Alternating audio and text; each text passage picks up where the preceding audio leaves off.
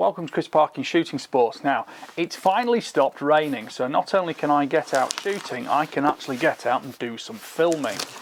Now, you'll have seen the other day that I opened some optics from Schmidt Bender. Well, these are the other ones. Now, this is the one of particular interest, I think, because it is the very new model, which is the 3-8x42 META LP7 2.BE. Well, there's lots of code numbers going on there, but let's actually have a look at the scope. Just pop this out of the way. So here we go. Right, let me just open this up now. This slides probably out of the end of there. This is a sporting scope. It's not like a long-range precision or tactical scope, although I suspect there will be some overlap to it if I can get it out of its box. And here we are. You get to see it when I do. Now, this is it. This is brand new. Right, so it is the 3-8x42 META. Looking at it initially, that looks like it's a 34mm tube, but I'll double check on that. It's a smaller 42mm front end, so it's compact, you know, for sporting rifles. We've got Tenebrex flip-up caps front and rear, which is excellent. And then underneath there is, as you would expect, a fast focus eyepiece. Although it does, yeah, there's a fast focus eyepiece there as well. So in typical Schmidt Bender form, the actual, well, I mean, the finish of this scope is absolutely impeccable in terms of the anodizing, the finish quality on the aluminium. And then we've got the heavily segmented, I can't take my eyes off it, can I? I've got the heavily segmented zoom control there for magnification. Now, looking up top, this looks actually like a little bit like a smaller version, more compact version of the Exos. Now, that could be a 30mm tube. My eyes aren't working that well on me yet this morning. And it would appear that we can, in fact, yes, there's a lock on this turret and we can dial up and down for longer range shooting capability, but these little pegs here, you can undo those with a tiny little Allen key, which I'm sure will be supplied with it, and those you can set up and put exactly where you want them for your longer range dope. So, you know, you'll have 1, 2, 3, 4, 5, 6, you might have that 1, 2, 3, 4, 5, 600 meters, you might segregate it how you like. But we've got beautiful tactile and still well-defined clicks, and it's easy to grip that turret, and there's a lock on it, so there's no chance of accidentally adjusting that when you don't want to. I'm just going to leave the lock off for now.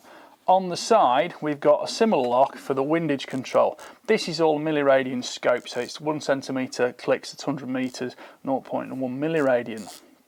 That goes left and right of centre, and it looks like we've got 5 milliradians left, 5 milliradians right. These will all, because, be able to be zeroed once we've actually set it up on the rifle to indicate zero position. On the left side, parallax. Parallax again goes down very short to 20 metres. Schmidt Bender have taken the measure actually with these, that they actually have the marker for centre position slightly above. So whereas on a lot of scopes you have it directly on the side, it's actually just sort of at 45 degrees upwards on these, which of course when you're shooting is your kind of eye position looking onto them. Just like we'd expect from Schmidt Bender, we've got 11 position illumination control on there, and the battery will be underneath this cap. Please open and remove safety battery seal, which is of course what will prevent it connecting, so there's no actual current able to flow through it, and that will pop out of there like that. This is a CR2032 battery, pretty common to see those for illumination control. Pop that back in there now. Let's open it up and have a look at the reticle, because we haven't really looked that much at the specifications. We're just looking at the scope to start with. As is my usual statement with Schmidt Bender, the optics will not be disappointing. I'm 99.9% confident of that. Right, so we're looking through here.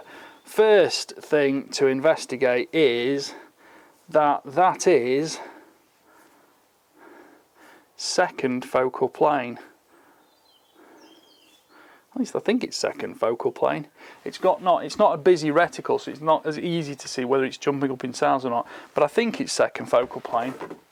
Did it actually say on the box whether it was second focal plane or not? It doesn't specifically say, but it's the LP7 reticle, 1 centimetre clicks, clockwise, ASV, which will be probably the name of the turret, but we can check all this out in the full review. SFP, second focal plane, so as suspected it's second focal plane. Right, the LP7 is a fairly standard sort of duplex, well, not really duplex, like a German 7 reticle, so you've got a lovely free open space to see what's going on. And then let's just put the illumination on, put it right up to 11 because this is Spinal Tap, and that has got a lovely crisp dot right in the centre, so that will give us an easy aim point for sporting reasons, sporting purposes, and of course it's not obscuring everything else in the rest of the field of view, so you can see your immediate impact point, quarry reaction. And generally speaking, unlike a sort of precision tactical scope, chances are you're not going to be using mil radian clicks and things to aim over, aim off, or win this, that and the other. So it's different reticle for different purposes.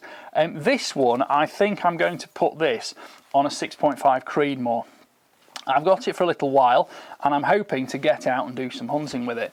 On the Creedmoor it's going to be perfect for roe deer, fallow deer, or even red deer if I get the opportunity, but we shall see where the seasons take me. I need to just double check on that because my eyes can't tell this morning if that's a 30 or a 34mm tube. Does it actually say on here? I mean, I'll know in a second because we'll put the rings on it and I'll go, yeah, that's just, I'm just gone blind this morning, but there we go. Let's have a little look and just see what's in the box to go with it. There's a cleaning cloth, silica packs to keep the moisture down, and then here we've got the manual and probably the little tiny Allen keys to set up the turrets. I will caution you now, these little things on here, like the Exos, very, very small Allen key, unusually small. Don't lose the Allen key which is supplied here because they are tiny, and I actually had to get another one sent from Schmidt Bender when I lost the one I had. The larger one there is for zeroing the actual external turret as normal, so once you've zeroed it on the rifle, loosen those off, turn them into position and lock them back down. That's usually the way it works, but we shall see when we get to it, go through the instructions, and that'll be in the full review.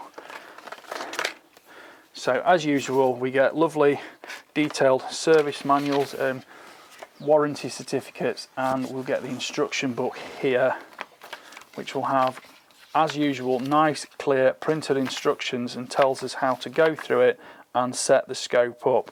So again, that will all be for the full review. I am a big fan of Schmidt Bender scopes. They are not only premium glass, they're also premium mechanics. You don't tend to find yourself knocking scopes, losing zeros, this, that and the others. And of course, other than these tiny little markers which you can set up to your preference, there's nothing really to come loose on this scope, so it's not like you're going to have to take this apart to set a zero stop and blah blah blah and everything falls apart in tiny little kind of plastic pieces in your hand or drops worse into the grass. These things you basically loosen, move things, tighten them back up, nothing disassembles. So we shall set that all up and get it going on the Creedmoor. Right, thank you for watching. Please like, subscribe, comment, click the notification bell, and don't forget to go through to the end of the video and click on the link for the British Shooting Show 2024 in Birmingham. Schmidt & Bender will no doubt be exhibiting there. I will be there, so if you see me, say hello, and we can have a little chit chat about this and that. And please make sure you put something in the comments, and your comments are what drive the reviews and drive the channel. The channel is actually doing very, very well at the moment. I think the date today is the 8th of November. It's doing as well as it's ever done actually. I'm on a bit of a high, so I'm letting everything go with the flow and making sure that momentum of viewers all over the world is keeping new videos streaming across well. But your comments are what drive the channel. Gives me ideas of what I want to do, and of course wherever possible I will answer them, especially if they're interesting questions or interesting comments, because well, there are thousands of them coming in now, so there's only so many hours in the day. But if you want to see more of this meta in use, I'll put it on the Creedmoor. I've got a Mauser M18 in a 6.5 Creedmoor, which I love shooting, and I think that's going to be a great complement for it. So thank you for watching. Bye for now.